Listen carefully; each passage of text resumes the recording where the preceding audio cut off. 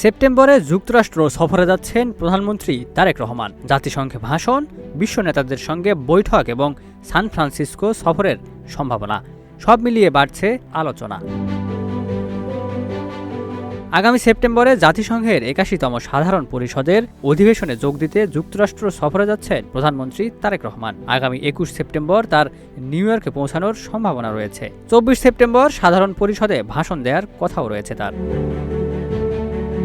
সফরকালে বিভিন্ন দেশের রাষ্ট্র ও সরকার প্রধানদের সঙ্গে দ্বিপাক্ষিক বৈঠকেও অংশ নিতে পারেন প্রধানমন্ত্রী। এদিকে এবারের সাধারণ পরিষদের সভাপতি বাংলাদেশের পররাষ্ট্রমন্ত্রী ডক্টর খলিলুর রহমান হওয়ায় এই অধিবেশন বাংলাদেশের জন্য বিশেষ গুরুত্ব বহন করছে। নিউ ইয়র্কের কর্মসূচি শেষে প্রধানমন্ত্রীর সান ফ্রান্সিসকো সফরেরও সম্ভাবনা রয়েছে। সেখানে প্রবাসী বাংলাদেশি উদ্যোক্তা ও প্রযুক্তিবিদদের সঙ্গে মতবিনিময় সহ বিভিন্ন কর্মসূচিতে অংশ নেওয়ার পরিকল্পনাও রয়েছে। পুরো সফর ৮ থেকে ১০ দিনের হতে পারে বলে জানা গেছে। Ekramuzzaman, news flash 71।